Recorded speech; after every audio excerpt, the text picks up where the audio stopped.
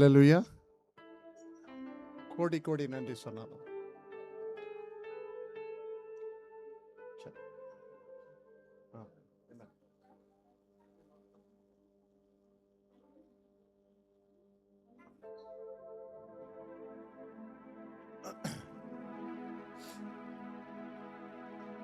நாம் அனைவரும் எழுந்து நிற்போம். மீண்டுமாக இன்னொரு நாளை கூட கர்த்தர் நம்மை கூட்டி சேர்த்திருக்கிறார். கூட்டி சேர்ப்பது மட்டுமல்ல, அவருடைய வார்த்தைகளிலே நாம் கேட்கவும் அதிலே வளரவும், ஆவிக்குரிய வாழ்க்கையிலே நாம் இன்னுமாக வளர்ந்து அவரை அறிகிற அறிவிலே வளரும்படியாக கர்த்தர் நமக்கு கிருபை செய்திருக்கிறார். அவர் எப்பொழுதுமே கிருபை உள்ளவராயிருக்கிறார், நன்றி உள்ளவராயிருக்கிறார், நன்மை செய்கிறவராயிருக்கிறார். அந்த நன்மை செய்த தேவனுக்கு நாம் உள்ளத்தின் ஆழத்திலிருந்து முழு ஆத்துமாவோடும், முழு இருதயத்தோடும், முழு சிந்தனையோடும் நாம் நன்றி சொல்ல கடமைப்பட்டிருக்கிறோம். எங்கள் அன்பின் நல்ல தேவனே, எங்கள் மீது இரக்கம் கொண்டவரே, எங்கள் மீது கருணை கொண்டவரே, எங்கள் மீது அன்பு கொண்டவரே, எங்கள் மீது அக்கறை கொண்டவரே, உமக்கு நன்றி செலுத்துகிறோம், ஸ்தோத்திரிக்கிறோம் ராஜா. நீர் எங்கள் மீது வைத்த அன்பிற்கு அளவில்லை கர்த்தாவே. அதன் ஆழம் அறியோம் கர்த்தாவே, அதனுடைய அகலம் அறியோம் கர்த்தாவே, அதனுடைய உயரம் அறியோம் கர்த்தாவே. என்னவென்று தெரியாது, ஆனாலும் எல்லாவற்றிலும் நாங்கள் பாவியாய் இருக்கையிலே எங்களை நேசித்தவரே, உமக்கு நன்றி செலுத்துகிறோம், ஸ்தோத்திரிக்கிறோம் ராஜா. எங்களுக்காக தமது சொந்த ஒரே பேரான குமாரனை கிருபாதார பலியாக ஒப்பு கொடுத்தவரே, நன்றி செலுத்துகிறோம் ராஜா. தேவனுடைய சித்தத்தின்படி கர்த்தாவே, நான் ஏதோ வீழ்ந்து போன மனிதனுக்காக, பாவப்பட்ட மனிதனுக்காக, பாவத்திலே அடிமை இருக்கிற மனிதனுக்காக நான் வந்து அவனுக்காக சிலுவையிலே மரிப்பேன் என்று தேவனிடத்தில் ஒப்புக்கொண்டவராய் அப்படியே செய்து முடித்தவரே, உமக்கு நன்றி செலுத்துகிறோம் ராஜா. வார்த்தையானவரே, மாம்சமானவரே, நன்றி செலுத்துகிறோம் ராஜா. உமது ரத்தத்தில் நாங்கள் மீட்கப்பட்டவர்களாய் கர்த்தாவே, தேவனே, உமது வார்த்தையினால் ரட்சிக்கப்பட்டவர்களாக இங்கே நாங்கள் சேர்ந்திருக்கிறோம் ராஜா. பரிசுத்த ஆவியானவரே, நன்றி செலுத்துகிறோம். ஆவியினால் இடைக்கட்டி கர்த்தாவே, நீர் எழுதி வைத்ததை, நீர் பேச போவதை நாங்கள் கேட்கும்படியாக நீ கிருபை செய்திரு. அதற்காக நாங்கள் நன்றி செலுத்துகிறோம். இடத்தை ஆயத்தப்படுத்தினதற்காக நன்றி செலுத்துகிறோம் ராஜா. எங்கள் எண்ணங்களையும் எங்களுடைய சிந்தனைகளையும் எல்லாம் ஆயத்தப்படுத்துங்க. பரிசுத்தாவே, நீர் ஆட்கொள்ளுங்க ராஜா. துதியும் கனமும் மகிமையும் உமக்கு ஒருவருக்கே செலுத்துகிறோம், இயேசு கிறிஸ்துவின் நாமத்தில் கர்த்தாவே, ஆமேன். நாம் அப்படியே நின்ற வண்ணமாக கோடி கோடி நன்றி சொன்னாலும் அதற்கு ஈடாகுமோ இணையாகுமோ என்ற பாடலை நாம் எண்ணி முடியாத அதிசயங்கள் என் வாழ்வில் செய்பவரே செய்தவரே, எண்ணி முடியாத அற்புதங்கள் என் வாழ்வில் செய்பவரே செய்தவரே என்ற பாடலை பாடி நாம் இந்த செஷனை தொடங்குவோம்.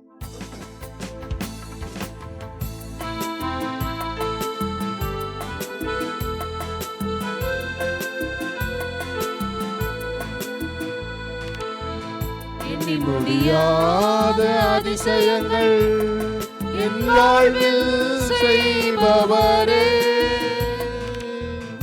எண்ணி முடியாத அற்புதங்கள் என் வாழ்வில் செய்பவரே, எண்ணி முடியாத அதிசயங்கள் என் வாழ்வில் செய்பவரே, எண்ணி முடியாத அற்புதங்கள் என் வாழ்வில் செய்பவரே. கோடி கோடி நன்றி சொன்னாலும் உமக்கது ஈடாகுமா? கோடி கோடி நன்றி சொன்னாலும்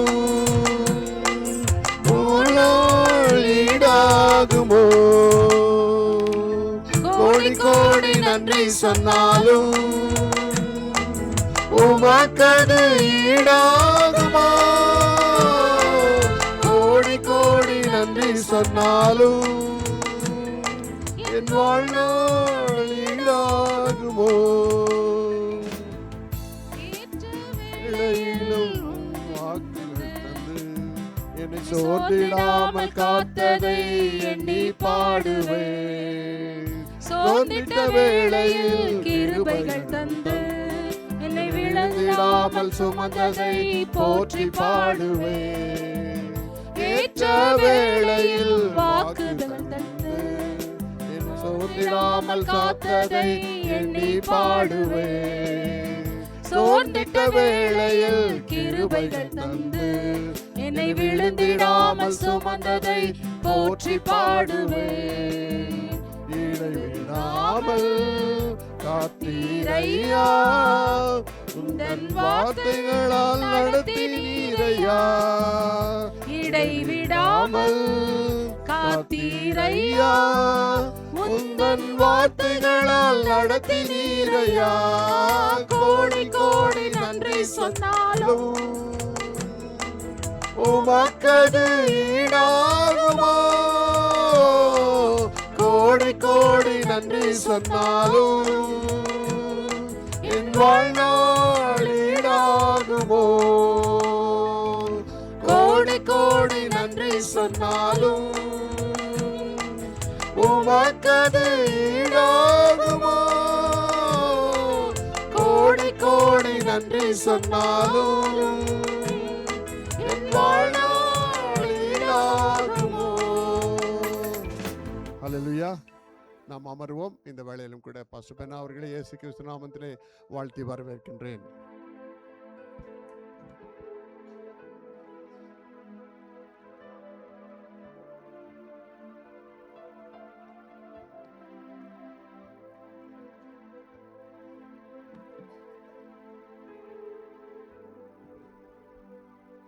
ஜீசஸ். இந்த மாலை வேளையில உங்கள் எல்லாரையும் பார்ப்பது மிகுந்த சந்தோஷம். தொடர்ந்து இந்த வேளையிலும் நாம் கர்த்தருடைய வார்த்தைகளை தியானித்து நாம் பலப்படுவோம். ஆவியானவர் நம்மோடு கூட பேசட்டும். ஆமென் சொல்லலாமா?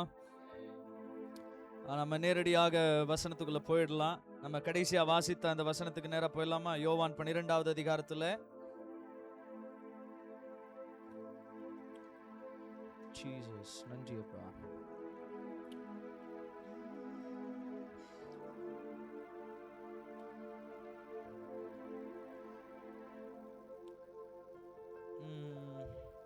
ஒன்னாவது வசனத்தை 2வது வசனத்தை வாசிக்கலாம். 1 2 3.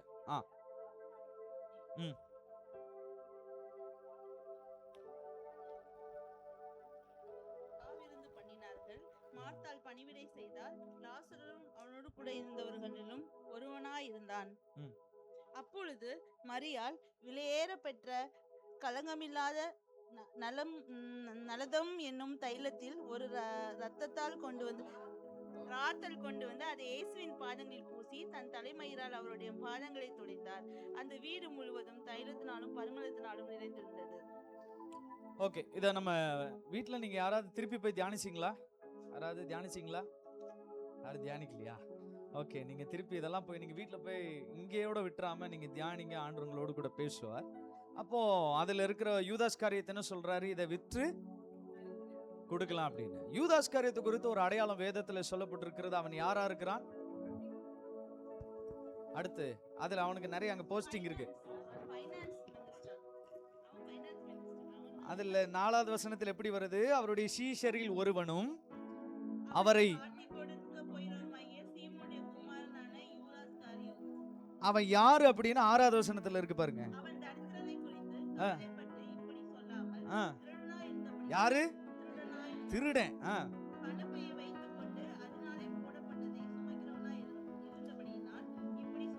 ஓகே, நீங்க ஆதியாகமத்துல இதுலலாம் பாத்தீங்கன்னா பார்வோன்னு வரும். பார்வோனுங்கிறது சும்மா ஒருத்தருக்கு வைக்கிற பேர் கிடையாது. அது அந்த அதிகாரத்தில் இருக்கிறவங்களுக்கு அடுத்து பார்வோன் தான் வைப்பாங்க. ஸோ வேற பேர்லாம் வைக்க மாட்டாங்க, பார்வோன் அப்படின்னு வைப்பாங்க. அதே மாதிரி திருடர்களுக்கு இயேசு இருந்த நாட்கள்ல ஒரு பேர் உண்டு. அதுக்கு பேர் என்னன்னா ஸ்காரியோத்து. என்ன பேர் சொல்லுங்க? ஸ்காரியோத்துனாலே அவர் யார் தான்? இவர் ஃபுல் பேர் என்னது? ஆனா பாருங்க, 12 ஒரு கனமான ஒரு பொசிஷன்ல ஆண்டவர் யாருக்கு ஒரு இடம் கொடுத்திருக்கிறாரு. யாருக்கு? நமக்கு நம்ம யாருன்னு அவருக்கு தான் தெரியும். ஆனா இந்த விலையேற பெற்ற பணியில கர்த்தர் நம்மை வைத்திருக்கிறார். நான் ஒவ்வொரு நாள் இந்த வசனம் இந்த மாதிரி சம்பவங்கள்லாம் சீஷர்களை குறித்தெல்லாம் தியானிக்கும் போது இன்கே சொல்ல போனா யூதாசே ஒரு வகையில் நல்லவன் நான் சொல்லுவேன். நான் அவனை விட மோசம். ஆனா கர்த்தர் என்னை நம்பி இந்த பணிக்கு அழைத்திருக்கிறார். எத்தனை பேர் சொல்ல முடியும்? ஆமைன்னு சொல்ல முடியுமா? அந்த கோடி கோடி நன்றி சொன்னாலும் ஒரு அதை அப்படியே பாடலாமா? கோடி கோடி நன்றி சொன்னாலும் உமக்கது ஈடாகுமோ? கோடி நன்றி சொன்னாலும் என் வாழ்நாள் ஈடாகுமோ? அழைத்த தெய்வத்தை பார்த்து கோடி கோடி நன்றி சொன்னாலும் உமக்கது ஈடாகுமோ? கோடி கோடி நன்றி சொன்னாலும் என் வாழ்நாள் ஈடாகுமோ? இந்த மாதிரி ஒரு விலையேறப்பெற்ற பணி அல்லது இந்த வேதத்தை சுமந்து 4 பேருக்கு சொல்லும்போது நம்மளை அந்த இடத்துல வச்சு பார்த்தா சொல்ல முடியும், இதற்கு நான் தகுதி இல்லை, ஆனா நீங்க என்னை அழைத்திருக்கிறீங்க ஆண்டவரே. இப்ப நல்ல கவனிங்க, இந்த பொது மொழிபெயர்ப்புன்னு ஒன்று இருக்கு. இதெல்லாம் நான் பயன்படுத்துறது உங்களுக்கு சொல்றேன். நீங்க கூகுள்ல போனீங்கன்னா பொது மொழிபெயர்ப்பு வேதாகமம்னு இருக்கும். நீங்க எந்த வசனம் படிச்சாலும் அதையும் சேர்த்து படிங்க. அது யாரு படிக்கிற பைபிள்னா ஆர்சி அதிகமா படிக்கிற பைபிள். ஆனா அதுதான் சொல்ல போனா ரொம்ப தெளிவான பைபிள்னு வச்சுக்கோங்களேன். நம்ம இதுல நிறைய டிரான்ஸ்லேஷன்ல சில ப்ராப்ளங்கள் உண்டு. ஆனா பொது மொழிபெயர்ப்புல ஒரு வசனத்தை நீங்க படிச்சீங்கன்னா தெளிவா இருக்கும். இதை நீங்க கூகுள்ல போய் படிச்சு பார்த்தீங்கன்னா எப்படி தெரியுமா இருக்கும்? ஆண்டவரோடு இருந்த அந்த யூதாஸ் காரியோத்து பணப்பையை தன் கையில் வைத்திருந்தான். என்ன வச்சிருந்தான்? இப்ப 12 பேர்னா, இப்ப நீங்க ஒரு மீட்டிங் நடத்துறீங்கன்னா பினான்ஸ் என்ன பண்ணுவீங்க? பினான்ஸ் மினிஸ்டரா ஒருத்தரை அப்பாயிண்ட் பண்ணிடுவீங்க. வேற பாசுகிட்டே அந்த எந்த ரெக்யர்மெண்ட்டும் என்ன இருக்காது, வராது. யாருனாலும் எங்க தான் போய் பேசணும், அவங்க தான் ஓகே பண்ணணும். பாஸோட வேலை என்னது? ஒரு சைனு பண்ணுவாங்க, இதுதான். அவர் என்ன பண்ணுவாங்க? பாஸ்வேர்டு கொண்டு வருவாங்கல்ல. இது மாதிரி ஆண்டவர் வாழ்ந்த நாட்கள்ல ஒரு திருடன் கையில் ஆண்டவர் எதை கொடுத்திருந்தாராம்? பாலுக்கு காவல் பூனை. இது பொது மொழிபெயர்ப்புல எப்படி இருக்குன்னா அழகா எழுதி இருக்கிறாங்க. அவன் அந்த பையில இருந்து தேவைப்படும் போது அவ்வப்போது பணத்தை எடுத்துக்கொள்வானாம். அப்படியே இருக்குது. ஆண்டவர் அவனை நம்பி என்ன கொடுத்திருக்கிறாரு? ஆனா இவர் என்ன பண்ணுவாராமா? தேவைப்படும் போதெல்லாம் அப்பப்ப எதுல இருந்து எடுத்துக்குவாரு. ஆனா கர்த்தர் எதுவும் பேக மாத்தினாரா? வேற யாருக்கா கொடுத்தாரா பொறுப்பு? இதுலயே டாக்ஸ் கலெக்டர் இருந்தாங்களா? அவன் எவ்வளவு கணக்குல புள்ளியா இருந்திருப்பான். அவங்கிட்ட கூட ஆண்டவர் என்ன பண்ணல, கொடுக்கல. இவனை நம்பி கர்த்தர் கொடுத்தார். பக்கத்துல இருக்கிறவங்களை பார்த்து சொல்லுங்க, உங்களை நம்பி ஆண்டவர் பொறுப்பை கொடுத்திருக்கிறார். இப்ப அன்னைக்கு நம்ம தியானிச்சது போல இயேசு உயிரோடு இருக்கும்போது என்னெல்லாம் வாங்கலாம் அப்படின்னு சொல்லி பின்னாடி வந்த ஒரு கூட்டத்தின் மத்தியில, இயேசு உயிரோடு இருந்தா கண்களை திறப்பார், இயேசு உயிரோடு இருந்தா மரித்தவர்களை எழுப்பார். இயேசு ஏன்னா அங்க லாசரு உயிரோட ஆண்டவர் என்ன பண்ணியிருக்காரு? எழுப்பி இருக்கிறார். இதுக்கப்புறம் இந்த ஆண்டவர் என்ன ஆக போறாரு? 6 நாள்ல மரிக்க போறாரு. மரிச்ச ஆளை வச்சு ஏதாவது பிரயோஜனம் இருக்கா? மரிக்க போற ஆளுக்கு நம்ம ஏதாவது செய்வோமா? சொல்லுங்க பாப்போம். உயிரோடு இருக்கிற ஆளுக்கு இன்னைக்கு செய்யறதுக்கு ஆள் இல்ல. ஆனா இங்க மரியாள் யாருக்கு ஊழியம் செய்தால்? மரிக்க போற ஆண்டவருக்கு. அவளுக்கு ஒண்ணு புரிஞ்சிருச்சு, என் இயேசு மரிக்க போறாருங்கிறது எனக்கு அந்த வெளிப்பாடு அன்னைக்கே பாதத்தில் அமர்ந்த போது அவர் அந்த நல்ல பங்கு எனக்கு வெளிப்படுத்தினபடினாலே, அவர் மரிச்சதுக்கு அப்புறம் அவருக்கு நான் என்ன செய்யணும்னு நான் நினைச்சனோ அதை நான் உயிரோடு இருக்கும் போதே செய்யறேன். ஆமேனா? பக்கத்துல இருக்கிறவங்கள பார்த்து அவங்கள பார்த்து சொல்லுங்க, செய்ய வேண்டியதை செய்ய வேண்டிய நேரத்துல செய்யணும். அதுதான் நம்ம கிட்ட இருக்கிற பிரச்சனையே. இந்த அம்மா எதுக்கு தான் வச்சிருந்தது தைலத்தை? இப்ப இது ஏன் இதை நான் இவ்வளவு சொல்றேன்னா, இத்தனை அந்த தைலத்தோடைய அந்த தைலத்து மேல யாருக்கு ரொம்ப பார்வை ஜாஸ்தி இப்போ? ஏன்னா நம்மால் எல்லாத்தையுமே எதாதான் பார்ப்பாரு? பணமா தான் பார்ப்பாரு. சரி, வேதத்துல நிறைய வசனங்கள் இருக்கு. நீதிமொழிகள் எல்லாருக்கும் தெரிஞ்ச வசனம், ஒரு செத்தை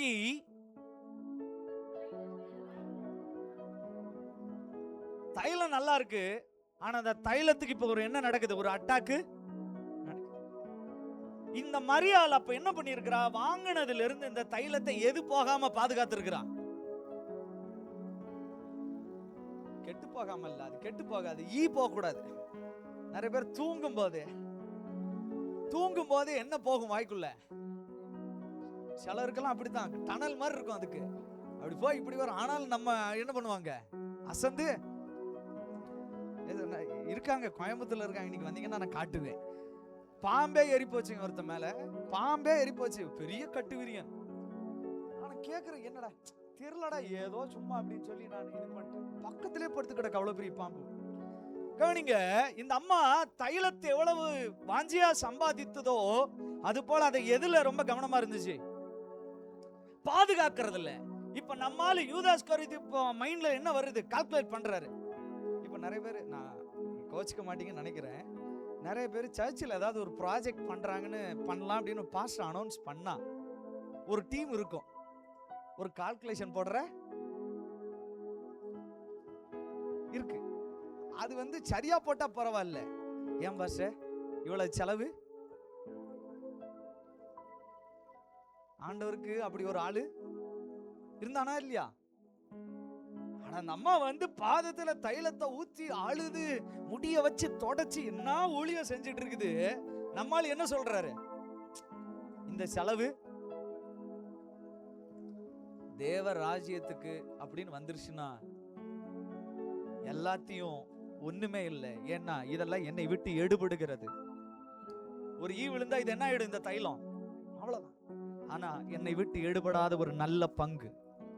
எத்தனை பேருக்கு நான் சொல்றது விளங்குது? இப்ப இந்த மரியாளுடைய போக்கஸ் எல்லாம் ஆண்டவருடைய பாதம், யூதாஸோட போக்கஸ் எல்லாம் என்னதான் கூட இருந்து சாப்பிட்டு எல்லா ஊழியத்தையும் பார்த்தாலும் அவங்க பார்வையெல்லாம் என்ன? இது எதுக்கு, இது எதுக்கு, இதுக்கு எதுக்கு இவ்வளவு செலவு பண்றாங்க, இதுக்கு எதுக்கு? ஆனா சபைக்கு தேவைப்படுறவங்க யாரு தெரியுமா? பாஸ்டர், தேவ ராஜ்யத்துக்காக இவ்வளவு செலவு பண்ணி ஏதாவது ஒண்ணு ஆத்மாவை பிடிக்க முடியும்னா we are ready. நாங்க அதுக்கு உங்க கூட நிக்கிறோம். என்ன ஆமேன் ரொம்ப வீக்கா இருக்கு. இப்ரா சபை குறித்து எனக்கு தெரியும் நல்ல. ஏன்னா நீங்க எவ்வளவோ தியாகங்களை உங்கள் மூலமா அநேக ஊழியங்கள் நடக்கிறத நான் பார்க்கிறேன். அப்படின்னா இந்த யூதாஸ் கூட இருந்தாலும் அந்த மைண்ட் அவனுக்கு இதை எங்க போய் கொடுக்கலாம். ஆனா அப்படின்னு அவன் சொல்றான். ஆனா அவன் மைண்ட் என்ன இல்ல, எப்படா இப்படி நவருவா தைல டப்பாவை தூக்குனா எவ்வளவு கிடைக்கும், எப்போ நீ நகருவ, இத உடனே என்ன பண்ணிடலாம், எடுத்துடலாம். ஏன்னா அவன் வெறும் எத்தனை வெள்ளிக்காசு காண்ட காட்டி கொடுத்துட்டான்? வெறும் 30. கடைசியில் அந்த 30 அவனுக்கு என்ன ஆகல, அனுபவிக்க முடியல, அதை தூக்கி வீசிட்டான். இப்ப அவனுக்கு தெரிஞ்ச ஒரு வெளிப்பாடு என்ன தெரியுமா? அன்னைக்கு 300 பணத்துக்கு மேல, அந்த 300 பணத்தை விட மரியாள் இயேசுவை ஆராதிக்க ஆரம்பிச்சான். பணத்தை எல்லாம் துச்சமா எண்ணி ஆண்டவர் அன்னைக்கு ஆராதிக்க ஆரம்பிச்சாலு. ஆனா நான் வெறும் 30 வெள்ளிக்காசுக்காக இந்த ரத்தத்தை நான் என்ன பண்ணிட்டேன், காட்டி கொடுத்துட்டேன்னு சொல்லி தன்னை விட்டு அது என்ன ஆயிடுச்சு, எடுபட்டு அவன் ஜீவனும் போயிடுச்சு. நம்ம எப்ப தெரியுமா நம்மளுடைய வாழ்க்கையின் தவறுகளை உணர ஆரம்பிப்போம்? எல்லாம் நம்மளை விட்டு. ஆனா இருக்கும்போது ஆராதிக்க பழக வேண்டும். ஆமென் சொல்லுவீங்களா? இப்ப மரியாள் ஆண்டவருடைய பாதத்துல உட்கார்ந்து இருக்கிறா, உட்கார்ந்துட்டு பாட்டு பாடுறா. கோடி கோடி நன்றி சொன்னாலும், கோடி கோடி நன்றி சொன்னாலும் உமக்கது ஈடாகுமோ? கோடி கோடி நன்றி சொன்னாலும் என் வாழ்நாள் ஈடாகுமோ? மரியாள் அழுது தைலத்தை ஊத்தி எண்ணி முடியாத அதிசயங்கள் என் வாழ்வில் செய்தவரே. பாடுபாடு யாரு கண்ணு முன்னாடி வருவா? லாசரு. மரித்த என் சகோதரனை உயிரோட எழுப்புனீங்களே ஆண்டவரே, அந்த நன்மைகளை என் கண்களுக்கு முன்பாய் கொண்டு வருகிறேன்.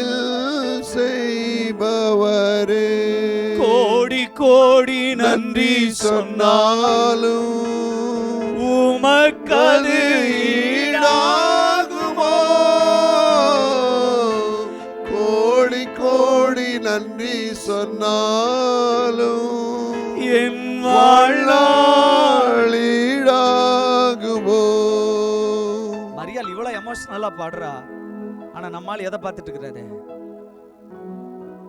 ஒரு நாள் தேவ சமூகத்துல நீங்க ஆராதிக்கிற ஒவ்வொரு நிமிஷமும் அந்த பாதத்தை மாத்திரம் நீங்க ஃபோக்கஸ் பண்ணி ஆராதிச்சுட்டே இருந்தீங்கன்னா இது எல்லாமே ஈடு ஆகாது. அவருக்கு என்ன செஞ்சாலும் அவருக்கு பத்தாது. இன்னும் என்ன செய்யறது? இன்னும் பழைய ஒரு அழகான ஒரு பாடல் உண்டு. என்ன கொடுப்பேன் என் இயேசுவுக்கு எண்ணில் ஒன்றும் இல்லையான்னு சொல்லி, மெய்ப்பனாய் நான் இருந்தாலும் ஒரு ஆட்டுக்குட்டி கொடுப்பேன், ஞானியா இருந்தா தாளந்துகளை வெள்ளை போலங்களை தூபவர்க்கங்களை கொண்டு வந்து கொடுப்பேன், ஒவ்வொன்னா சொல்லிட்டு கடைசியில் அவர் பாடி முடிப்பாரு, என்னை கொடுப்பேன். எல்லாம் சொல்லி என்ன கொடுப்பேன் என்ன கொடுப்பேன். இப்ப சொல்றாங்க கடைசியில என்னை அப்படின்னா, சீஷனுடைய பார்வையும் ஆண்டவர் 6 நாள்ல மரிக்க போறாரு, அதை குறித்து அவனுக்கு இல்ல, என்ன இல்ல, பரவாயில்ல ஆராதிக்கிறாங்களேன்னு சொல்லி அப்ரிஷியேட் பண்ணல, குற்றம் சாட்டுறான். அங்க முறை வீட்டுக்கு வந்துருதுப்போ மார்த்தாள் என்ன பண்றா, மரியால குற்றம் சாட்டுறான். இவளை சுத்தி எல்லாம் இப்படி வார்த்தைகள் வரும்போது அவ இருதயத்துல போடுற ஒரே பாட்டு, கோடி கோடி நன்றி சொன்னாலும் உமக்கது ஈடாகுமோ, கோடி கோடி நன்றி சொன்னாலும் என் வாழ்நாள் ஈடாகுமோ. ஆண்டவர் பெத்லகேமிலே பிறந்து தன்னுடைய ஊழியத்தை பெத்தானியாவிலே நிறைவு செய்கிறார். ஆண்டவர் பிறந்தது எங்க? பெத்லகேம். அங்கிருந்து எங்க ஊழியத்தை நிறைவு செய்கிறார்? பெத்தானியாவிலே. இந்த மரியாளுடைய அந்த ஊழியத்தை, அந்த பரிமள தைலத்தை பாதத்துல ஊற்றப்படுகிற அந்த நேரத்துல அவருடைய அந்த ஊழியத்தின் நிறைவு நாட்கள் முடிந்தது. கவனிங்க, நீங்க வேதத்தை அதை இன்னும் கொஞ்சம் தியானிச்சு பாத்தீங்கன்னா, ஏன் மார்த்தாள் மரியாள் வீட்டுக்கு ஆண்டவர் போனாரு அப்படின்னா, ஒரு வசனம் வேணா வாசிக்கலாம். யோவான் 11:54 வாசிங்களேன் சீக்கிரமா.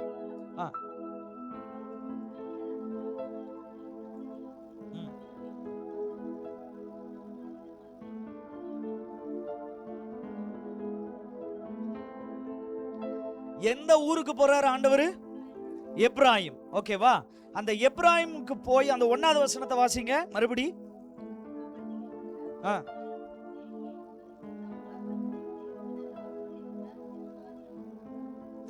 சொல்லுங்க, எப்ராயிம். எல்லாரும் சொல்லுங்களேன், எப்ராயிம் பெத்தானியா. சொல்லுங்க, எப்ராயிம் பெத்தானியா. அப்படிங்க. இப்போ எப்ராயிம் அப்படின்னு சொன்னா கனி பலன் மிகுதியாகும்படிக்கு காத்திருத்தல் என்று அர்த்தம். பலன் மிகுதியாகும்படி காத்திருத்தல். இயேசு சும்மா நம்மள மாதிரி இல்ல, எங்க போனீங்கன்னா சும்மா அப்படி வந்தோன்னு சொல்லுவாங்க. ஆனா இயேசு எங்க கிளம்பினாலும் அதுல ஒரு அர்த்தம். அப்ப ஏன் இந்த எப்ராயிம், இந்த பெத்தானிக்கு அவர் வர்றாருன்னா, அந்த எப்ராயிமனுடைய அர்த்தம் ஒரு மிகுந்த பலன் வரும்படியாக காத்திருக்கிறது. பக்கத்துல இருக்கிறவங்களை கையை பிடிச்சு சொல்லுங்க, உங்களுக்கென்று ஒரு எப்ராயிம் அனுபவம் காத்திருக்கிறது. ஆமெனா? நிறைய பேர் வெயிட்டிங், ஏதாவது ஒரு நன்மை பலன் கிடைக்குமான்னு சொல்லி காத்திருக்கிறாங்க. அது போல இயேசு காத்திருக்கிறாரு. இதெல்லாம் நீங்க வீட்டுல போய் தொடர்ந்து வாசிக்கலாம். அதுக்கப்புறம் இங்க இந்த ஊழியெல்லாம் நடக்குது. அதுக்கப்புறம் அங்க ஒரு லாசரு நிமித்தம் என்ன ஆகுறாங்க? ஒரு பெரிய யூதர் கூட்டமே ரட்சிக்கப்படுகிறார்கள். சரித்திரம் இப்படியாக சொல்லப்படுகிறது. அந்த நாளிலே இயேசு லாசரு உயிரோடு எழுப்பின நாளிலே, நல்ல கவனிங்கள், இயேசு உயிரோடு எழுப்பின லாசரு உயிரோடு எழுப்பின நாள்ல ஏறத்தாழ அந்த கல்லறை சுற்றிலும் 3 லட்சம் பேர் இருந்தாங்களாம். எத்தனை பேரு? சரி, நீங்க பைபிள் நல்லா படிக்கிறவங்க தான் சொல்லுங்க, லாசரு பைபிள்ல அவன் பேசின வார்த்தை ஏதாவது பைபிள்ல இருக்கா? லாசர் ஏதாவது பேசினாரா? பிரசங்கம் பண்ணாரா? 7 வார்த்தை தியானித்தாரா? வேற என்ன சொல்லுங்க? காத்திருப்பு கூட்டம் இல்ல வேற ஏதாவது சங்கீத தியானம், நீதிமொழிகள் தியானம் ஏதாவது பண்ணாரா? ஒரு வார்த்தை கூட லாசரு. ஆனா வசனம் சொல்லுகிறது, அங்கிருந்த யூதர்கள் எல்லாரும் யார் பேர்ல விசுவாசம் வைத்தார்கள்? அன்றைக்கு வாயே பேசாத, அதாவது வாய் திறந்தே பேசாம லாசருவால் எத்தனை பேர் ரட்சிக்கப்பட்டார்கள்? எனக்கு காது கேட்க மாட்டுது. இப்ப பக்கத்துல இருக்கிறவங்கள பார்த்து கேளுங்க, இவ்வளவு வாய் பேசுறீங்களே, உங்களால எத்தனை பேர் ரட்சிக்கப்பட்டாங்க? லாசரு வாயி, ஆனா எத்தனை பேர் ரட்சிப்புகள் நடத்திட்டாரு? நான் இப்ப இந்த வசனத்தை படிக்கும் போது ஆண்டவர் எனக்கு காமிச்சாரு, நல்ல வேலை இந்த நாட்கள் அநேக லாசருக்கள் கூட கொஞ்சம் தேவைதான். சில நேரம் பேசாம இருந்தா கூட எத்தனை பேரை சந்திச்சிடலாம். நான் சமீபமா ஒரு பாஸ்டர்ஸ் மீட்டிங்ல பேசும்போது இப்படியா சொன்னேன், என்னன்னா இயேசு ஒரு பிரசங்கத்தை வைத்து 3000 பேரை ரட்சிப்புக்குள்ள நடத்திட்டார். யார் அந்த பிரசங்கம் பண்ணவர்? சத்தமா சொல்லுங்க.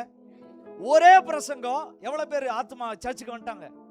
இப்ப உதாரணத்துக்கு நம்ம இங்க ஒரு பிரசங்கத்துல இப்ரால உடனே 3000 பேர் வந்தா இங்க இடம் இருக்கா? இல்ல. அப்ப ஒரே பிரசங்கத்துல 3000 பேர் ரட்சிக்கப்பட்டாங்க. ஆண்டவருக்கு அது ரொம்ப ஈஸியா கஷ்டமா? ரொம்ப ஈஸி. ஒரு பிரசங்கத்தை வைத்து 3000 பேரை ரட்சிப்பது ஆண்டவருக்கு மிக மிக மிக எளிது. ஆனால் 3000 பேருக்கு பிரசங்கம் பண்ற பேதுருவை ரெடி பண்றது ரொம்ப, ஏன்னா இவர் அவனை எதை எடுத்துறாரு? ஆண்டவர் சொல்ல, மகனே உனக்கு ஆத்துமாக்களை கொடுக்கிறது எனக்கு ரொம்ப ரொம்ப ரொம்ப சுலபமான, ஆனா அந்த ஆத்துமாவுக்கு உன்னைய பயன்படுத்துறது ரொம்ப. இங்க ஒருத்தன் பணப்பைய பார்க்கான், இங்க ஒருத்தன் கத்தி எடுக்கிறான், இன்னொருத்தன் சாமி இன்னைக்கு என்ன மெனு? பிரசங்கம் முடிச்சோன்னு என்ன கேக்குறாருங்க? இன்னைக்கு என்ன? ஜனங்கள் எதுவும் கேட்ட மாதிரி இல்ல. சீசர்கள் நம்ம என்ன பண்றாங்க? இல்ல, அது ஒரு மாதிரி அவங்கள முன்னாடி நிறுத்தி சொல்றது. இவங்க இவ்வளவு நேரம் பிரசங்க கேட்டாங்கல்ல, அவங்கள பாவம் இல்ல, எல்லாம் இப்ப நைட்டு டியூட்டிக்கு போகணும் இல்ல, அடுத்த நைட்டு போய் சமைக்கணும் இல்ல, கொஞ்சம் முடிச்சிருங்க ஆண்டவரே. இல்லாட்டி அவங்களுக்கு ஏதாவது எங்கேயாவது ஜனங்கள் போய் ஆண்டவர்கிட்ட கேட்டாங்களா சாப்பாடு? இல்ல. அப்போ ஆண்டவரை சுத்தி ஒருத்தன் இப்படி, ஒருத்தன் அப்படி, ஒருத்தன் இப்படி.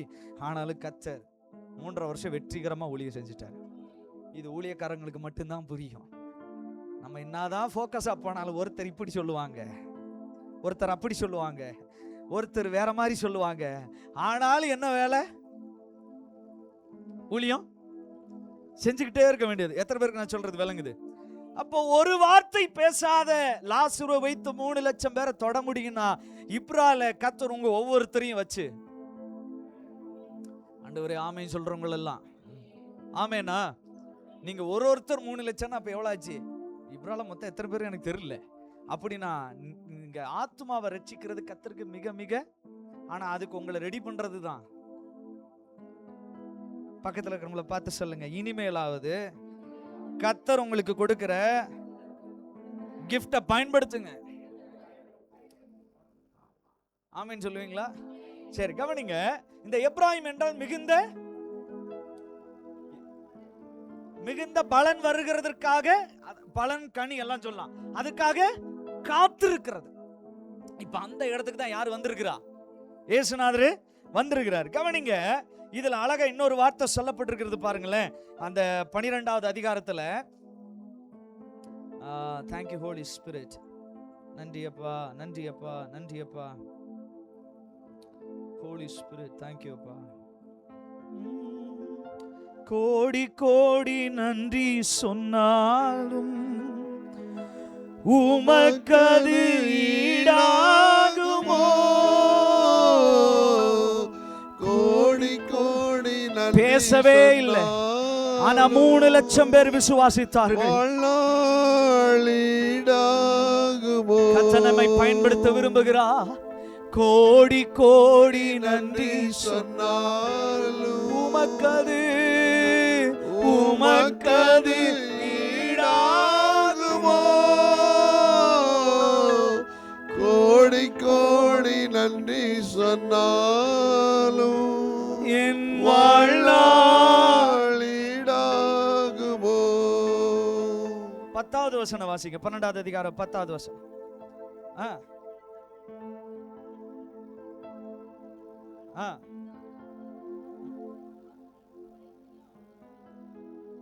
என்ன பிளான் பண்ணிட்டாங்க? யாரையும் சேர்த்து. லாசரு அப்படின்னா சின்ன மனுஷன் அர்த்தம். லாசருன்னா என்னது? வாயே பேசாத, அதான் நான் சொல்றது, வாய் திறந்து சத்தியத்தை பேசாத, சிம்பிளா 3 லட்சம் பேரை ரட்சிப்புக்குள்ள நடத்துறதுக்கு பாத்திரமா பயன்பட்ட ஒரு சின்ன மனுஷனை சமுதாயம் இப்ப என்ன பிளான் பண்ணுது? ஒன்னு புரிஞ்சுக்கோங்க, என்னைக்கு உங்க மேல அட்டாக் ரொம்ப ஜாஸ்தியா இருக்குதோ அப்ப உங்க மேல ஹெவியான காலிங் இருக்குன்னு அர்த்தம். ஒரு பெரிய அழைப்பு அபிஷேகம் ஒருத்த மேல இல்லைன்னா இவ்வளவு பிரச்சனைகள் வராது.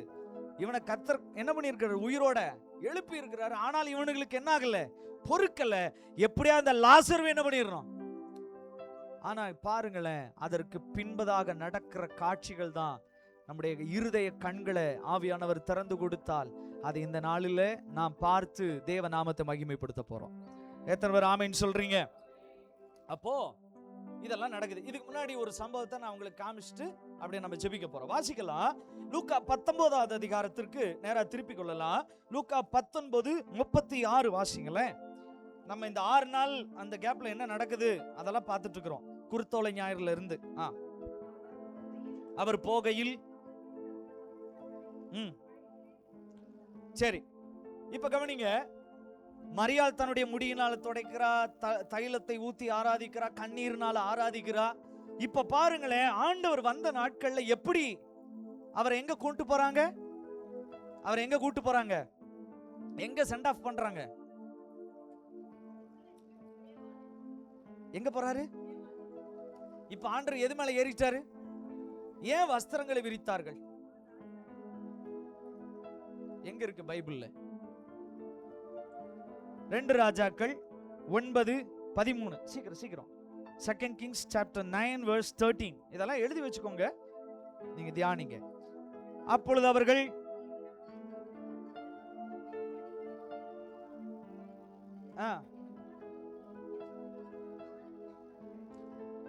அந்த காலத்துல தங்களை ஒருத்தரை ராஜாவா ஏற்றுக்கொள்ளணும்னா அவங்க செய்கிற முதல் வேலை எதை விரிப்பாங்கன்னா வஸ்திரத்தை விரித்து அவர்கள் என்ன பண்ணுவாங்க? வரவேற்பாங்க. கவனிங்கள், இஸ்ரவேல் தேசத்துல கவனிங்க, எழுதிட்டீங்கன்னா கவனிங்க. இஸ்ரவேல் தேசத்துல குதிரை, ஒட்டகம் இது எல்லாத்தையும் விட கழுதை தான் ரொம்ப ரேட்டு ஜாஸ்தி. எதை விட? குதிரை, ஒட்டகத்தை விட எதுக்கு ஜாஸ்தி? அப்படின்னா ஒரு கழுதை வந்து ரொம்ப அவ்வளவு உயர்ந்த, அந்த கழுதையை குறித்து நிறைய இருக்கு பைபிள்ல. ஆனா நம்மால எப்படி ஆக்கிட்டாங்க? அத என்ன பார்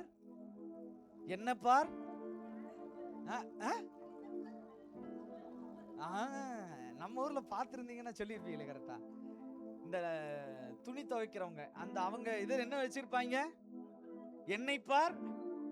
ஆனா இஸ்ரவேல் தேசத்துல அந்த கழுதையோட வேல்யூவே வேற. இப்ப அது எதை சுமந்துட்டு போகுது? இப்போ துணிய இது யோசிக்கும். பூர்வ காலத்துல நாங்க யார சுமந்தோம்? இயேசுவை சுமந்தோம். இப்ப இவனுக்கு அழுக்கு துணியெல்லாம் எல்லாம் போட்டு அது நடக்குது. அந்த நாட்கள் அப்படியே நடக்குது. அங்க போறப்போ நீங்க கவனிச்சு பாத்தீங்கன்னா, இப்போ அந்த 12வது அதிகாரத்துல பாத்தீங்கன்னா அவங்க அந்த எக்காலங்களை அவங்க வந்து அந்த ஓசனான்னு சொல்லி ஆண்டவரை வரவேற்கிறாங்க.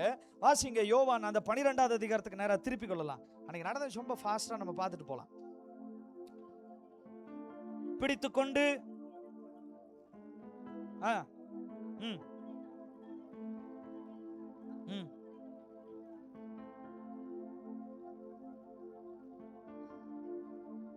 Thank you Holy Spirit. நன்றி அப்பா. ஓகே, கவனிங்கள். இப்ப இயேசு என்ன பண்ணிட்டாரு? கழுதை மேல ஏறி வர்றாரு. வரும்போது வஸ்திரங்களை கிளைகளை தரித்து அவருக்கு என்னன்னு சொல்றாங்க? சத்தமா சொல்லுங்க. ஓசன்னான்னு சொல்றாங்க. எல்லாரும் சத்தமா ஓசன்னான்னு சொல்லலாமா? ஓசன்னான்னா என்ன? எல்லாம் குருத்தோலையில தியானிச்சிருக்கணும். சொல்லுங்க. நாமத்தில் வருகிற கர்த்தாவே. கரெக்ட், சரியான பதில். ஓசன்னான்னா என்ன? சரி, இப்போ உங்களுக்கு ஒரு கேள்வி. நீங்க ரட்சிக்கப்பட்டவர்களா ரட்சிக்கப்படாதவர்களா?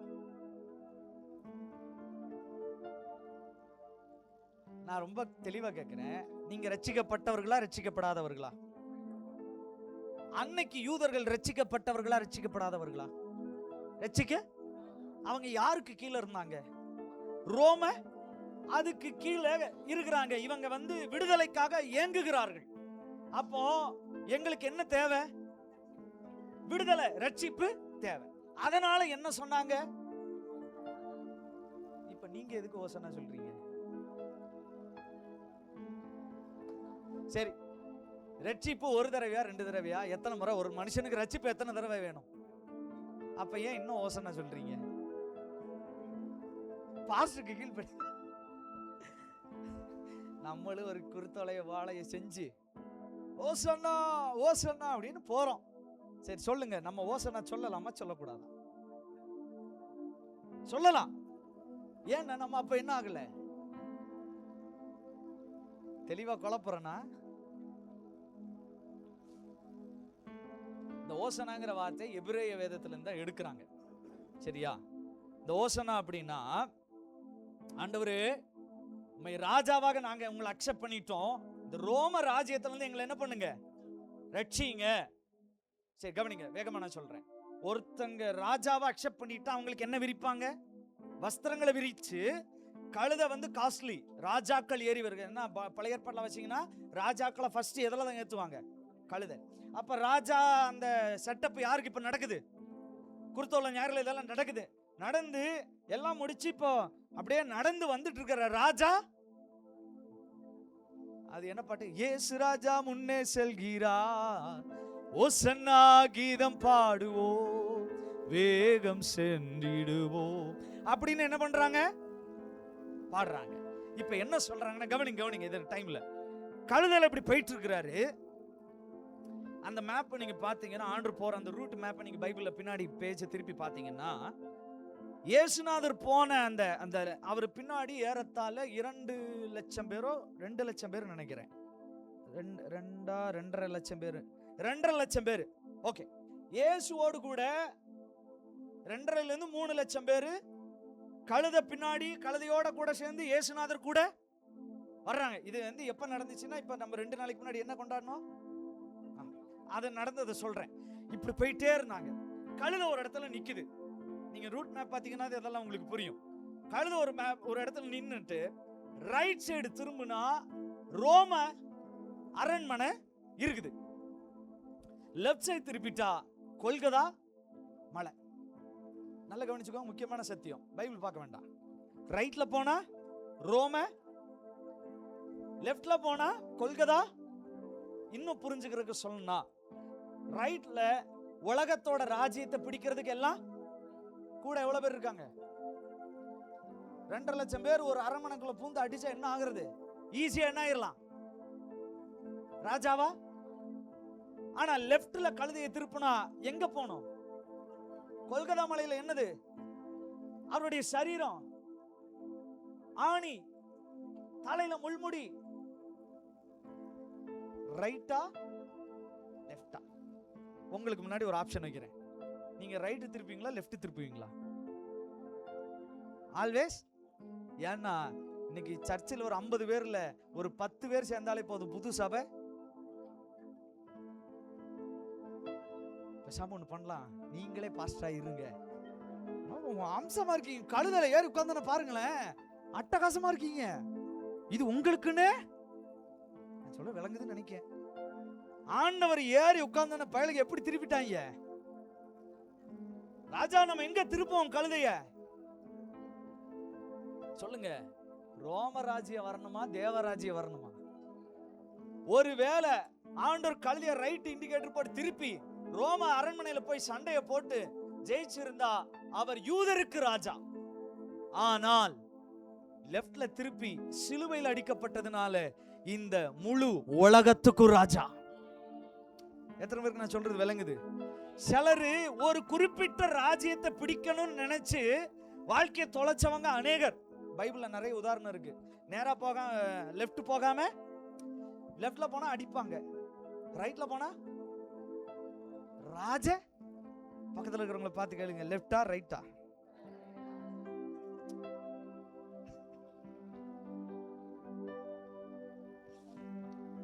கிட்டத்தட்ட பாத்தீங்கன்னா ரைட்ல திருப்பி இருந்தா சில கிலோமீட்டர்ல அந்த அரண்மனை வந்துருமா. போய் ஆண்டவர் எங்க போய் சிங்காசனத்துல. ஆனா இந்த பக்கம் பாத்தீங்கன்னா எதை எடுத்துட்டு போனோம்? இங்கிட்டு போனா எதை எடுத்துட்டு போலாம்? இந்த கழுதை ராஜ, அந்த ராஜ கழுதை, ராஜ Dress, ராஜ வாழ்க்கை. ஆனா லெஃப்ட்ல போனா எதை எடுக்கணும்? சரி, இப்பதான் எனக்கு ஆவியானவர் சொன்ன ஒரு வார்த்தை, இயேசு ராஜா வெற்றி பவனி வந்தது கழுதையில் அல்ல சிலுவையில். இந்த யூதருடைய மைண்ட் செட் எப்படி இருக்குன்னா, ராஜா எதுல ஏறிட்டாரு? இவர்தான்யா நமக்கு, இவர்தான் வந்து அவர் ஆண்டவர் கூட சில இடங்கள்ல சொல்லுவாரு, நான் கட்டளையிட்டா பிதா என்ன பண்ணுவாரு, தூதரை இறக்குவார். ஐயோ இவ்வளவு பவரான ஆளா இருக்காருயா, கண்ணை திறக்கிறாரியா, காது திறக்கிறாரியா, ஒரு செத்தவனை உயிரோட எழுப்புறாரு, ராஜாவாகிறதுக்கு இவருக்கு எல்லா தகுதியும் இருக்குது. ரைட்டு, திருப்புங்க, நம்ம உடனே ஒரு கமிட்டி போடுவோம், இவர் பொருளாளர், இவர் செயலாளர். நம்ம தமிழ்நாட்டுல ஒரு கட்சி இருந்தது, இப்ப இல்ல. அவர் வந்து அவருக்கு பேர் நான் யூபிஎஸ்ன்னு வச்சிருக்கேன். என்னது? ஏன்னா கரண்ட் போனாதான் அவரை யூஸ் பண்ணுவாங்க. நான் சொல்ற விளங்குதுன்னு நினைக்கிறேன். அனித்தியமான சில நேர ஆளுகைக்காக நிறைய பேர் யோசிக்கிறீங்க யாரு அப்படின்னு. இதுக்கு மேல எப்படி உங்களுக்கு புரிய வைக்கிறது? அது எப்பதான் தேவைப்படும்? யூபிஎஸ் எப்பதான் தேவைப்படும்? அந்த கொஞ்ச நேரம், அப்புறம் கரண்ட் வந்தோன்னே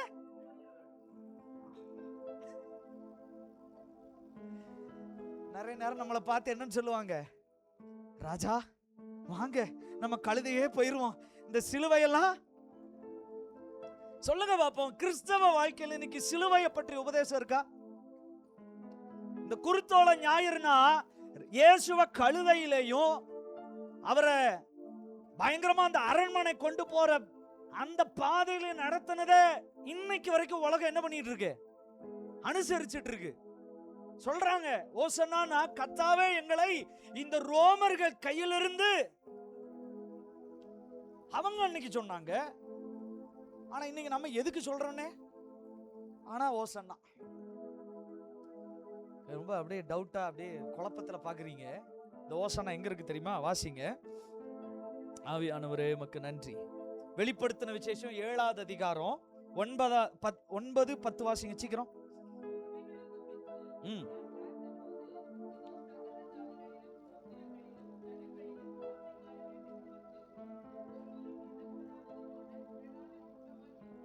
ம்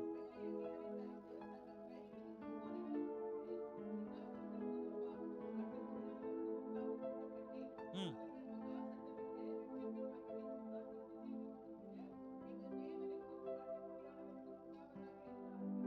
என்ன மகிமை? சத்தமா சொல்லுங்க, என்ன மகிமை? இவங்க எல்லாம் சொன்னது என்ன ஓசன்னா? எங்களை ரட்சியும். ஆனா இந்த வெளிப்படுத்தினதுல வாசிச்சதை நீங்க வேற ஒரு மொழிபெயர்ப்புல வாசிங்கன்னா இதுவும் ஓசனான்னு ரெக்கார்ட் பண்ணிருப்பாங்க. நீங்களும் நானும் ஓசனா சொல்லிதான் ஆகணும். எதுக்கு தெரியுமா? எங்களை ரட்சியுங்கிற மீனிங்ல ஓசனா சொல்லக்கூடாது. எங்களை ரட்சித்ததற்காக, அந்த ரட்சிப்பின் மகிமைக்காக ஓசன்னா. ஆமென் சொல்லுங்க பாப்போம். இது தெரியாம நம்மளும் என்ன பண்ணிட்டு இருக்கிறோம்? குருத்தோலை பிடிச்சிட்டு எங்களை காலையில எந்திரிச்சு டெய்லி 1ஆம் தேதி ஒவ்வொரு மாசமும் வருஷத்துக்கு முதல் நாள் எங்களை ஆண்டவர் கேட்பாரு, நீ எத்தனை தடவை தான்? நமக்கு ரட்சிப்பு ஒரே தடவை தான் உண்டாச்சு. அந்த ரட்சிப்பின் மகிமையை செலுத்துறதுக்கு தான் ஆட்டுக்குட்டியானவருடைய சிங்காசனத்துக்கு முன்பாக எல்லாரும் ஓசன்னா என்று ஆர்ப்பரித்தார்கள். அல்லேலூயா. இந்த தெய்வத்தை நல்ல கவனிங்க. கொஞ்சம் கீபோர்டு வாசிக்கோங்க, சவுண்ட் வச்சுக்கோங்க. ரைட்ல திரும்பினா ஒரு அரச வாழ்க்கை வாழ்ந்திருக்கலாம். லெஃப்ட்ல திரும்பி இல்ல, நான் இந்த முழு ஜனத்தினுடைய பாவத்தை ரட்சிக்கணும்னா, அந்த கழுவணும்னா என் ரத்தம் சிந்தப்படணும். இந்த கழுதை எனக்கானதல்ல, எனக்கானது சிலுவை. பக்கத்துல இருக்கவங்கள பார்த்து சொல்லுங்க, கழுதை வேணுமா சிலுவை வேணுமா? இன்னைக்கு நிறைய நேரம் எதுதான் பிடிச்சிருக்கு? சிலருக்கு பொறுப்பு கொடுத்தா தீயா வேலை செய்வாங்க. பொறுப்பு இல்லையா?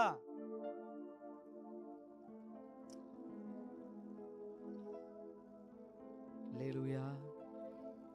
இங்கதான் இருக்கிறீர்களா? ஆமென் சொல்லுவீங்களா? அல்லேலூயா. கவனிங்க, இந்த பிலாத்தை அங்க இருக்கிற அரசு அதிகாரிகளை ஜெயித்தா, கவனிங்க, பிலாத்து அங்க உள்ள அதிகாரிகள் எல்லாம் ஜெயிச்சா யூத குலத்துக்கு வெற்றி கிடைக்கும்.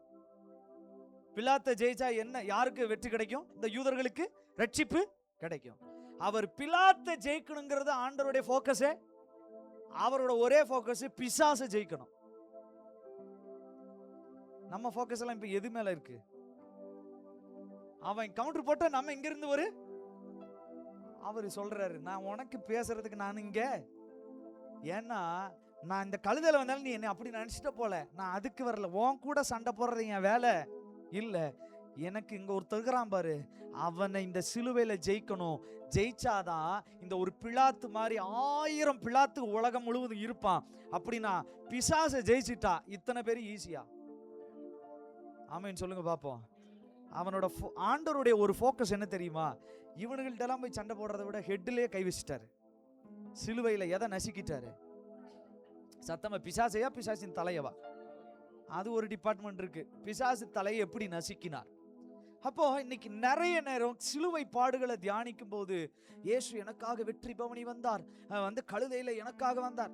தவறு இல்லை, நான் அப்படித்தான் யோசிச்சுட்டு இருந்த ஆளுதான். ஆனா அந்த வசனத்தை படிக்கும் போது தான் தெரிஞ்சது, என் இயேசுவின் வெற்றி பவனி இந்த மரியாளுடைய வீட்டுல பாதங்கள் தைலத்தினாலே அப்படி ஆராதிக்கப்பட்டு அங்கிருந்து கிளம்பும் போது என் ஆண்டவருடைய வெற்றி பவனி கழுதையில் அல்ல. ஏன்னா அந்த சிலுவை எடுத்துட்டு எங்கெல்லாம் போறாரு? எருசலேமின் வீதி முழுவதும் போறாரு. எல்லாரும் சொல்றாங்க, கூட வந்த 2.5 லட்சம் பேர் சொல்றாங்க, ஆண்டவரே, நான் உதாரணத்துக்கு சொல்றேன் நீங்க புரிஞ்சுக்கிறதுக்காக, ஆண்டவரே கொஞ்சம் கூட உமக்கு விவஸ்தையே இல்லப்பா, ஒழுங்கா நீங்க இப்படி வந்திருந்தீங்கன்னா இந்த சிலுவைய எதுக்குங்க இந்த கிறிஸ்தவ வாழ்க்கை? ஒருவேளை இந்த ஆண்டவரை அறியாத, ஆண்டவரை உண்மையை ஆராதிக்காத, என்னோட வேலை செய்யற மற்றவங்கெல்லாம் எந்த பிரச்சனை இல்லாம கழுதையில சந்தோஷமா போயிட்டு இருக்கான். ஆனா எனக்கு மட்டும் ஏன் பாஸ்டர் அனுதினமும் இந்த சிலுவை?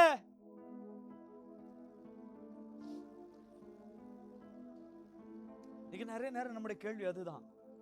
ஆண்டவரே, இந்த கழுதை அதுல நிறைய பேர் போறாங்க, கம்ஃபர்டபுளா இருக்காங்க, சந்தோஷமா இருக்காங்க.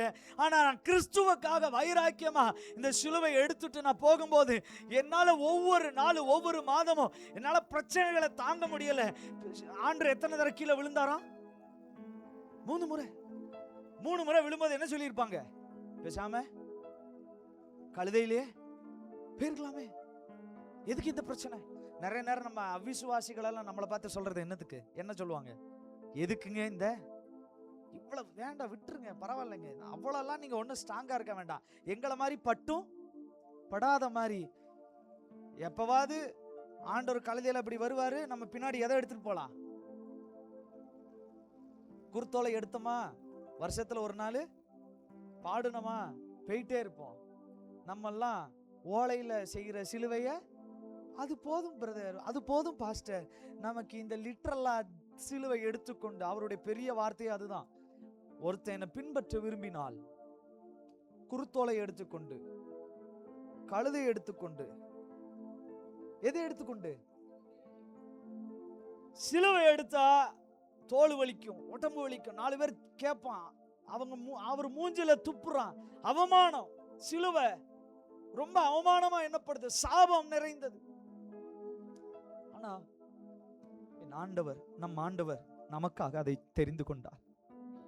அவர் நினைச்சிருந்தா அதை சூஸ் பண்ணிருக்கலாம். இந்த அன்பு எவ்வளவு பெரியது!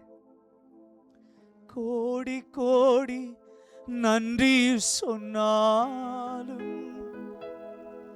உமக்கது ஈடாகுமோ? கோடி கோடி நன்றி சொன்னாலும் என் வாழ்நாள் ஈடாகுமோ? கோடி கோடி கோடி கோடி நன்றி சொன்னாலும் உமக்கது ஈடாகுமோ? கோடி கோடி நன்றி சொன்னாலும் என் வாழ்நாள் ஈடாகுமோ? அப்ப இந்த வசனம் எல்லாம் தியானிச்சுட்டு இருக்கும்போது ஆண்டவர் ஒரு வார்த்தை, நம்ம இந்த பாடுகள் எல்லாம் தியானிக்கும் போது முடிஞ்சாத நான் வெள்ளிக்கிழமை டச் பண்ண விரும்புறேன். சத்தம் மேற்கொண்டது. சொல்லுங்க, சத்தம். அதாவது என்ன சத்தம்னா, பரபாசை விடுதலை செய்யுங்கன்னு ஒரு கூட்டம் கத்துது, இவரை சிலுவையில. அதுல இந்த 2 சத்தத்துல இயேசுவை சிலுவையில் அறையும் அப்படிங்கிற சத்தம் என்ன ஆயிருச்சு? மேல வந்துருச்சு. வசனம் அப்படியே இருக்குது. நான் உங்களுக்கு வெள்ளிக்கிழமை காமிக்கிறேன். 2 சத்தத்துல எந்த சத்தம் மேல வந்துருச்சு? இப்ப கவனிங்க, இந்த 2.5 லட்சம் பேர் தாங்க இயேசுவுக்கு பின்னாடி வந்தவங்க. கூடவே வந்தவன், ஓசன்னான்னு சொன்னவன், இப்போ கூட்டத்தோட கூட்டமா சேர்ந்து என்னன்னு சொல்ல ஆரம்பிச்சிட்டான். அவரை சிலுவையில். நம்ம கூடவே வந்த ஒருத்தர் நம்மள கொல்லணும்னு ஒரு திட்டம் போடும்போது நமக்கு எப்படி இருக்கு? ஒண்ணு கொல்லலாம் வேண்டாம், பேசினாலே நமக்கு என்ன ஆயிருது? இவ்வளவு நாள் கூட இருந்தாங்களே, எப்பா எனக்கு முன்னாடி நீ என்ன விரிச்ச வஸ்திரத்தை, மரக்கிளைகளை தரித்து போட்ட, எனக்காக நீ என்னென்னமோ செஞ்ச. ஆனா பரபாஸ், இயேசு, இது 2ன்னு வரும்போது, இவங்க 2 பேர்னு வரும்போது யார் சத்தம், யாரை அடிக்கணும்னு கொல்லணும்னு சத்தம் மேற்கொண்டுருச்சு. இத்தனை சத்தம் மேற்கொண்டாலும் அப்பவும் என் ஆண்டவர் சிலுவையை விட்டுட்டு அந்த அரண்மனைக்குள்ள போகல. என் ஆண்டவர் அப்பொழுதும் தன் சிலுவை எடுத்துக்கொண்டு அவருடைய முகத்துக்கு முன்பாக இருந்தது நம்முடைய முகம்தான் திறந்தான். நிறைய இயேசுவோடையே நடப்போம், ஆனா திடீர்னு நம்ம காயப்படுத்துறது நம்ம தான். இயேசுவை காயப்படுத்துறது யாருதான்? நான் பிள்ளைங்களுக்கு சொல்லும் போது சொல்லுவேன், ஒரு பையன் ரொம்ப பொய் சொல்லிட்டே இருந்தான். அவங்க அப்பா கண்ட்ரோல் பண்ணி பார்த்தார், முடியல. கடைசியில் ஒரு மர சிலுவை வீட்டுக்கு வாங்கிட்டு வந்து வச்சு, ஒரு ஆணி பாக்ஸ் ஃபுல்லா ஆணி, ஒரு சுத்தியல் சொன்னாரு, நீ ஒரு பொய் சொல்லும் போது ஒரு ஆணி எடுத்து அந்த சிலுவையில அடிடா அப்படின்னாராம். சொல்லி ஒரு நாள் கூட அவள சிலுவையே தெரியல, சிலுவை ஃபுல்லா ஆணி. அப்போ சொன்னாராம், நீ ஒரு நாளைக்கு அப்போ எத்தனை முறை ஜீசஸ் என்ன பண்ற? அன்னைக்கு ஒரு நாள் தான் அடிச்சாங்க இவங்க எல்லாம், காவலர்கள் எல்லாம் சேர்ந்து ஒரு நாள் தான் அடிச்சாங்க, ஒரே நாள் ஆண்டவரை கொன்னுட்டாங்க. ஆனா அவரு பின்னாடி ஓசனான்னு சொல்லி குருத்தோலையை பிடிச்சு வஸ்திரத்தை விரிச்ச நம்ம சொல்லுங்க, டெய்லி நம்முடைய கிரியைகளினால் இதெல்லாம் நம்ம சரி பண்ணாம, ரியலைஸ் பண்ணாம ஓசன்னா பாடுவோம் இயேசுவே, ஏதாவது பிரயோஜனம் இருக்கா? இதை சொன்னதுனாலதான் சிஎஸ்சில பிளாக் பண்ணிட்டாங்க. எதுக்குங்க? எதுக்கு குருத்தோலை பிடிச்சு? எதுக்கு? எந்த ரட்சிப்பு? இன்னைக்கு ரட்சிப்பினுடைய வெளிப்பாடு தெரியாம, நான் இயேசுவை எனக்காக தான் அடிக்கப்பட்டாரு, என்னுடைய பாவங்களுக்காக மரித்து எனக்கு எதை சம்பாதிச்சுட்டாரு, ரட்சிப்பை முடிச்சுட்டாரு அந்த வேலையை. ஆனா இன்னும் நம்ம கேட்கறதெல்லாம் என்னது? என்ன ரட்சிங்க, இன்னும் என்ன ரட்சிங்க ஆண்டவர் இன்னும். ஆனா வசனம் சொல்லுது, யாரை ரட்சிக்க தான் ஆண்டவர் வந்தாரு. அப்ப நம்ம இன்னும் என்ன பொசிஷன்ல இருக்கிறோம்? ஆனா நம்மளுடைய வாயிலிருந்து ஓசன்னான்னு வந்துச்சுன்னா, என்னை ரட்சியும் ஆண்டவரே என்று அல்ல, என்னை ரட்சித்ததற்காக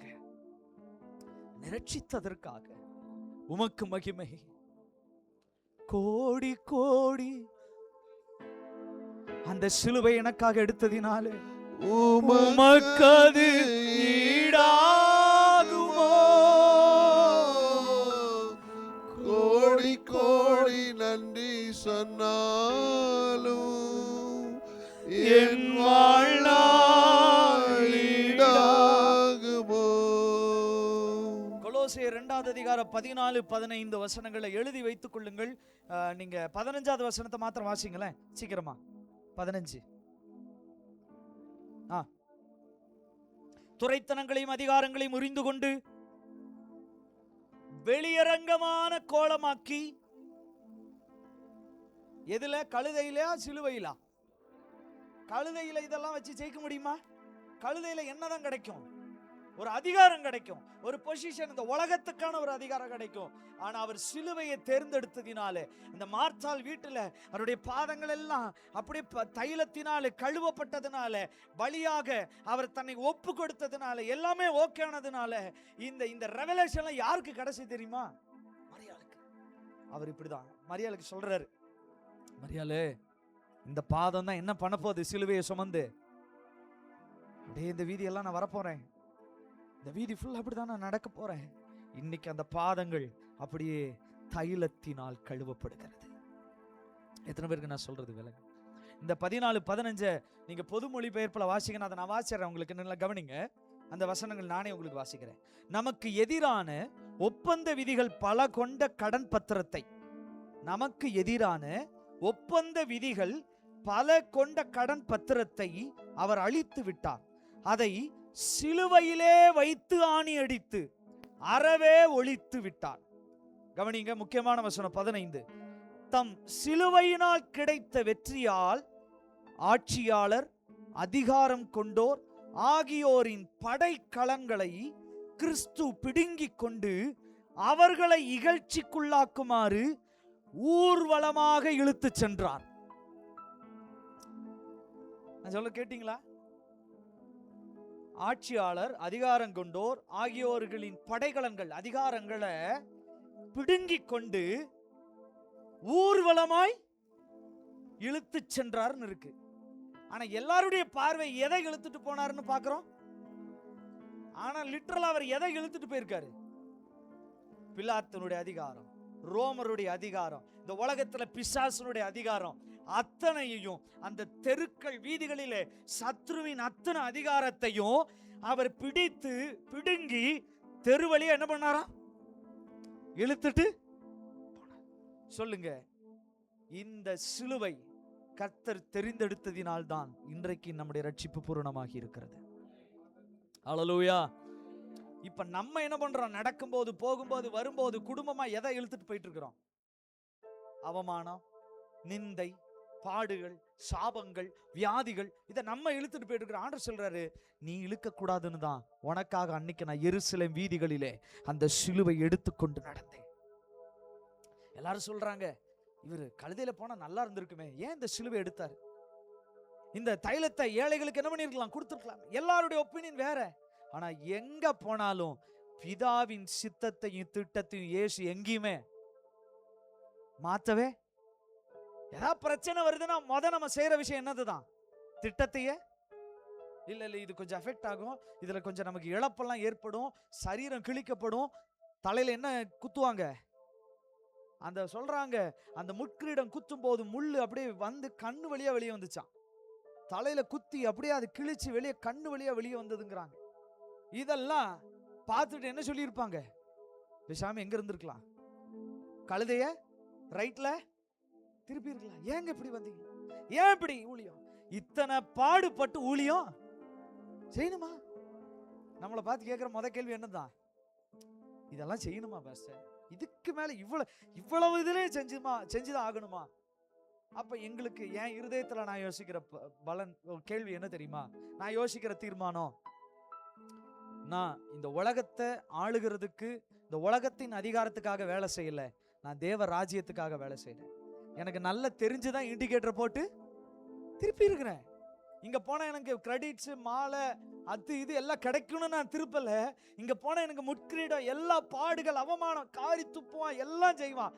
செய்யாததை செஞ்சம்பா, செஞ்சதை செய்யலம்பா. இதெல்லாம் நடந்துச்சா? கூட வந்து ஓசனா பண்ணவே திடீர்னு என்ன சொல்றான்? சிலுவையில். இதெல்லாம் இங்க நடக்கும். ஆனா இங்க போனா வாழ்க்கை ராஜா வாழ்க்கை, அவரு வாழ்க்கை, புலவர்கள்லாம் வந்துருவாங்க. பாடுனா என்ன கிடைக்கும்? பொற்காசுகள் கிடைக்கும், வந்துருவாங்க லைனா. ஆண்டரை தூக்கிட்டு போய் உட்கார வச்சு, ஆண்டவர் உங்களுக்கு என்ன வேணும் சொல்லுங்கப்பா, இன்னைக்கு என்ன உங்களுக்கு? அது ராஜ வாழ்க்கை. ஆனா பிதாவின் திட்டம் நிறைவேறி இருக்காது. கர்த்தர் இதை நம்முடைய வாழ்க்கையில அவமானம் எல்லாத்தையும் அன்னைக்கே எருசலேம் வீதிகளில் என்ன பண்ணிட்டாராம்? இழுத்துட்டு போயிட்டார். பக்கத்துல இருக்கிறவங்களை பார்த்து சொல்லுங்க, இந்த தெய்வம் எவ்வளவு நம்மை யோசித்திருக்கிறார். ஒவ்வொரு டைம் சிலுவை தூக்கிட்டு போக கீழே 3 முறை விழும்போதும், அவர் விழும்போது தரையில உங்க முகம் என் முகம் தான் தெரிஞ்சிருக்குது. இதை நான் சூஸ் பண்ணலனா என் பிள்ளை விடுதலையா இருக்க முடியாது. இதை நான் சூஸ் பண்ணலனா என் பிள்ளை வியாதியில கிடப்பான். இதை நான் சூஸ் பண்ணலனா தரித்திரத்துல கிடப்பான். அதனாலதான் அத்தனையும் கர்த்தர் இழுத்து கொண்டு சிலுவையின் மேல் ஆணி அடித்து வெற்றி சிறந்தார். இந்த தெய்வத்துக்கு நன்றி சொன்னா போதுமா? இந்த தெய்வத்துக்கு நன்றி சொன்னா போதுமா?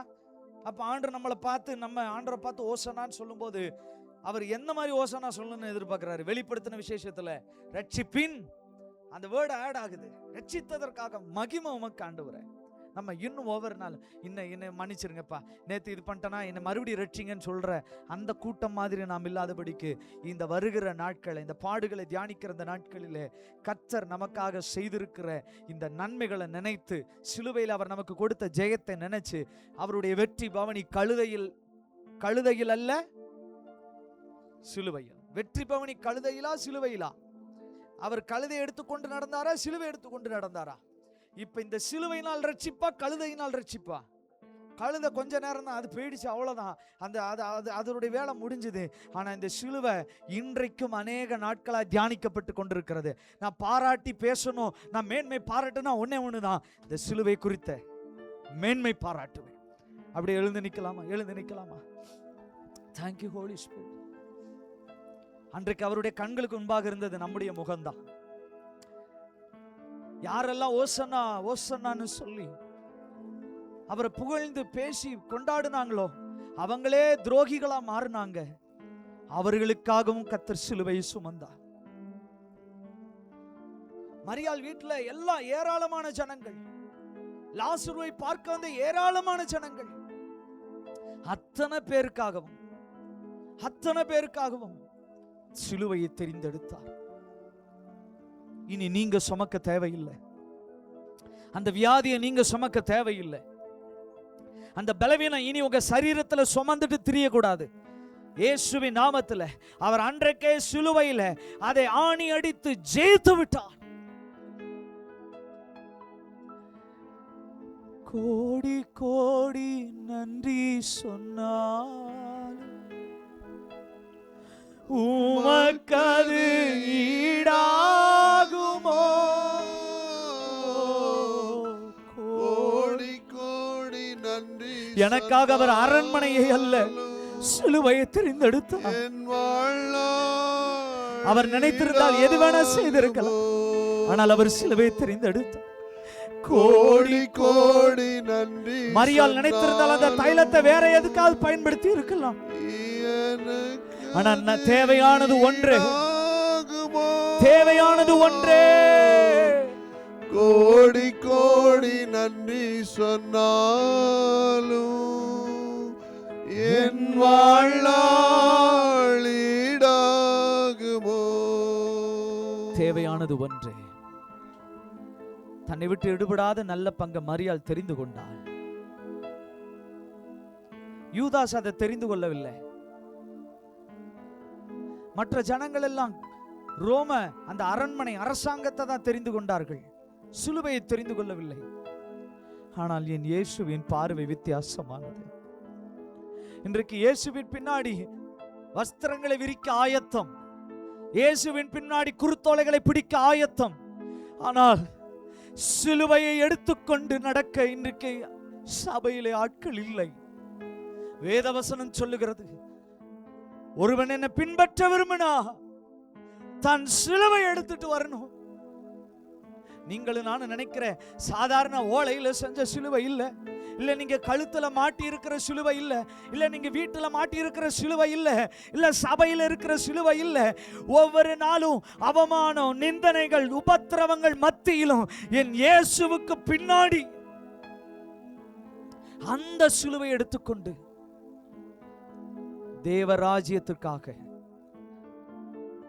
சகலவற்றையும் குப்பை என்று எண்ணி, லாபத்தை எல்லாம் நஷ்டம் என்று எண்ணி நடக்க ஆயத்தமா? இன்றைக்கு நம்ம கூட்டத்தோட கூட்டமா இந்த நாட்களை அனுசரிக்காதபடிக்கு, ஆண்டவரே இந்த நாட்களில் நீர் எனக்காக எவ்வளவு பெரிய தியாகம் செய்திருக்கிறீர், அதை நாங்க இன்னும் தியானிக்கணும். இந்த சிலுவை பாடுகளை இன்னும் தியானித்து நான் அநேகருக்கு ஆசீர்வாதமா இந்த வார்த்தைகளை சொல்லணும். ஆண்டவரே, நாங்க ஒரு நாள் எங்களுக்கான கம்ஃபர்ட் ஜோன் எதுங்கிறது சூஸ் பண்ணக்கூடாது. ஓ, உம்முடைய ராஜ்யம் எதுவோ, அதுக்கான திட்டம் எதுவோ, அது எவ்வளவு கடினமா இருந்தாலும் சரி அதை செய்யறதுக்கு எங்களுக்கு ஒரு பக்குவத்தை கொடுங்க ஆண்டவரே. ஜனங்கள் சொல்றாங்க, நண்பர்கள் ஆலோசனை கொடுக்கறாங்கன்னு சொல்லி வேற ஆண்டவரே பாதிக்கு நாங்க திரும்பிடக்கூடாது ஆண்டவரே. அந்த தைலத்தை நாங்க பதுக்கி வச்சிடக்கூடாது, உங்க பாதத்துல ஊற்றணும் ஆண்டவரே. எங்களோடு கூட பேசுகிறதற்காக எல்லாரும் அப்படியே ஜெப நிலையிலே இருக்கும்போது பாஸ்டர் அவர்கள் என்பதாக ஜெபிப்பார்.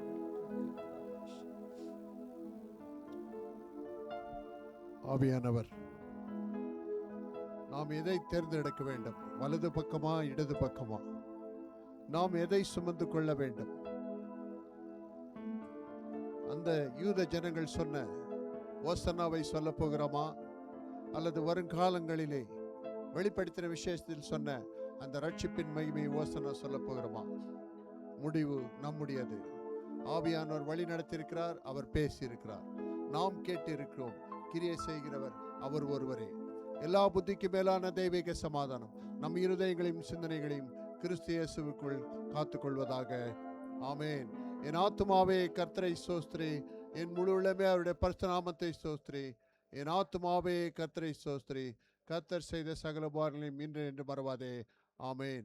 நமது ஆண்டவராகிய இயேசு கிறிஸ்துவின் கிருபையும் பிதாவாகிய கடவுளின் அன்பும் பரிசுத்த ஆவியானவருடைய அந்நியைக்கும் இன்றும் என்றும் நம்மோடும் நாம் கேட்ட சத்தியத்தோடும் உலகில் உள்ள அவருடைய பரிசுத்தவான்களோடும் தங்கி தரித்திருந்து காப்பதாக. ஆமென். அல்லேலூயா. வேலைக்கு மத்தியிலே வந்து தேவ வார்த்தையை கேட்ட உங்களுக்கு அனைவருக்கும் இயேசு கிறிஸ்து நாமத்திலே சபையின் சார்பாக நான் நன்றிகளை தெரிவித்துக் கொள்கிறேன். இவைகளெல்லாம் நமது சபை ஏற்பாடு செஞ்சது. வருகிற சனிக்கிழமை பாஸ்டர் அவர்கள் ஒரு ப்ரொபோசல் வச்சிருக்கிறாரு. அவருக்கு ஒரு 2 மணி நேரம் தேவையாம் நமது சபையை அபிஷேகத்திற்குள்ளாக வழி நடத்த.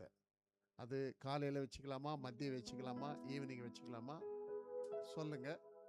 உங்கள் சஜஷன் படி, உங்கள் என்ன சொல்லுங்க, தெரிந்தெடுத்தலின்படி அதை நம்ம வச்சுக்கலாம். ஒரு ஆசீர்வாதமாக இருக்கும் என்று நான் ஆவிக்குள்ளாக உணர்கின்றேன். உண்மையிலே நாம் நினைக்காதது ஒன்று, கர்த்தர் நம்மை இப்படியாக வசனத்தினாலும் ஆவியினாலும் நன்றாக வழி நடத்தி வருகிறார். அநேக காரியங்களை நாம் தெரிந்து கொள்ள வேண்டும். அது ஆவிக்குரிய வாழ்க்கையிலே நமக்கு ஆசீர்வாதமாக இருக்கும் என்பதை அவர் அறிந்தவராக, நாம் அறிந்தோமோ இல்லையோ அவர் அறிந்தவராக நம்மை இங்கே வழி நடத்தி வருகிறார். இப்படியாக வசனத்திலே வார்த்தையிலே வழி நடத்த போதுகிறவர்களுக்கு இயேசு கிறிஸ்து நாமத்திலே நன்றிகளையும் வாழ்த்துக்களையும் தெரிவித்துக் கொள்கிறேன். கர்த்தர் உங்களை ஆசீர்வதிப்பாராக. சமாதானத்தோடு சென்று வாருங்கள்.